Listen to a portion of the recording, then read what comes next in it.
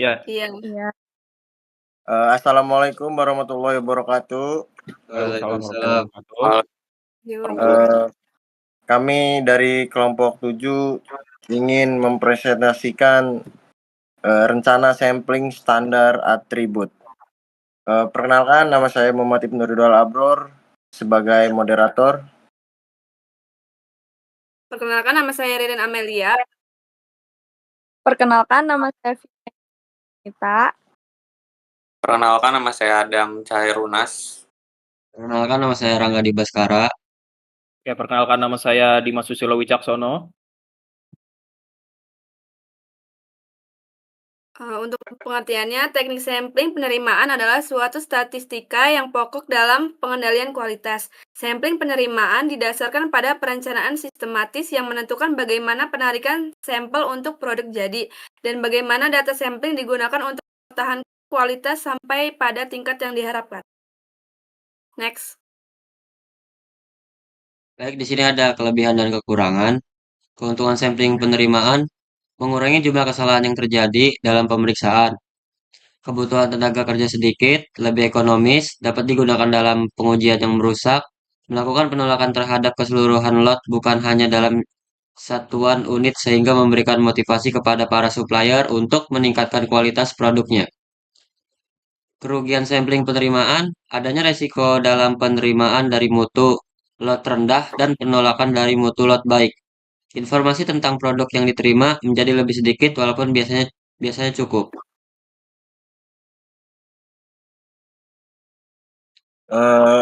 Oke, untuk jenis-jenis metode sampling ada 2, yaitu yang pertama sampling tunggal atau single sampling, yaitu penarikan sampel tunggal memerlukan keputusan mengenai penerimaan atau penolakan berdasarkan bukti satu sampel dari lot tersebut.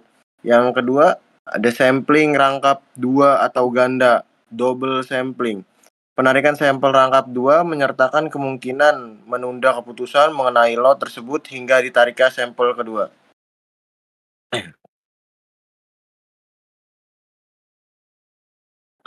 Jenis-jenis metode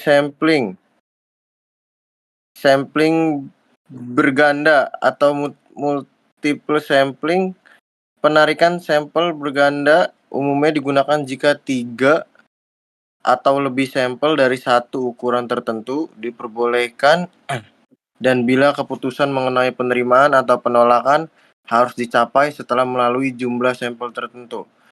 Yang kedua, sampling beruntun atau sequential sampling. Penarikan sampel beruntun dilakukan bila keputusan adalah mungkin setelah setiap butir diperiksa dan apabila tidak ada batas yang ditetapkan pada seluruh jumlah unit yang akan diperiksa.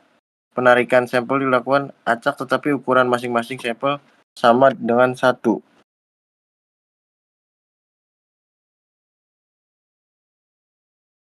Indeks kualitas. Tingkat kualitas menurut produsen. Acceptance quality level adalah batas maksimal cacat yang masih dapat diterima dalam 100 unit produk. Produsen menghadapi resiko penolakan produk baik produser atau A yang menginginkan probabilitas penerimaan PA mendekati nilai AQL yang lebih kecil menunjukkan standar kualitas yang lebih tinggi. Yang kedua, kualitas menurut konsumen.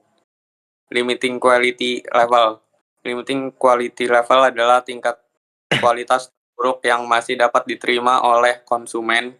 Pada titik ini, probabilitas penerimaan produk harus rendah karena berkaitan dengan consumer risk, yaitu resiko saat konsumen menerima produk yang sebenarnya cacat.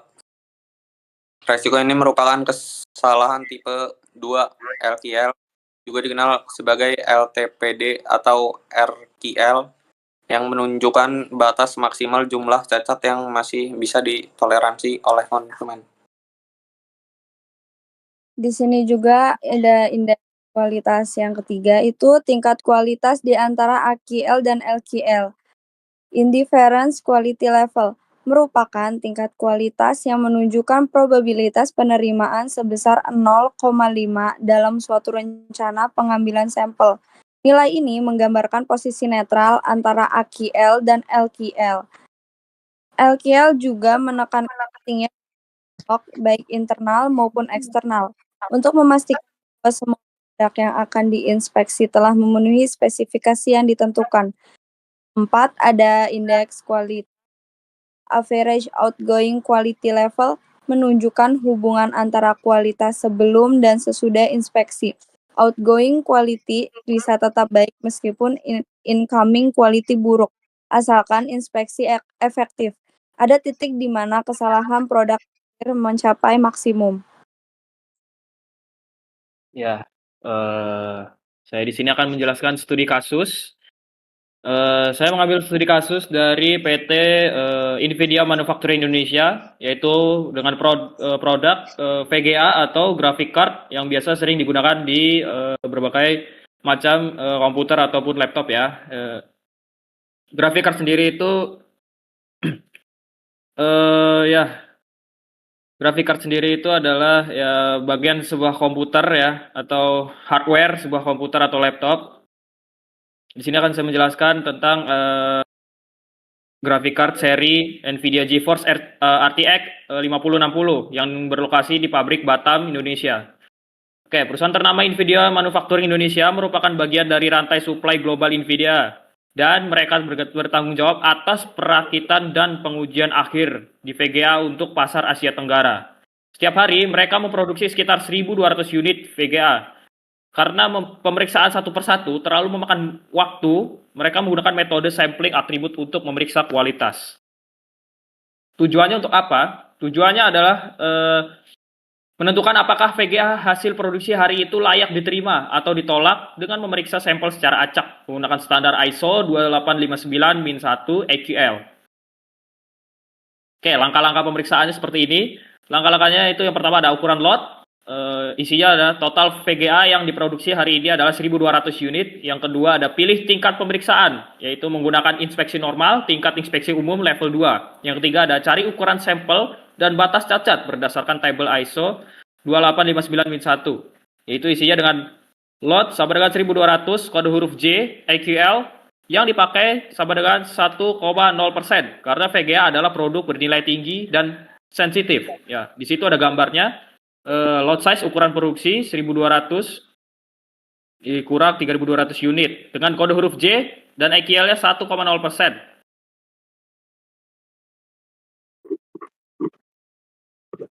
Lanjut ke pelaksanaan pemeriksaan ya. Tim Quality Control mengambil 80 VGA RTX 5060 secara acak dan melakukan pengujian.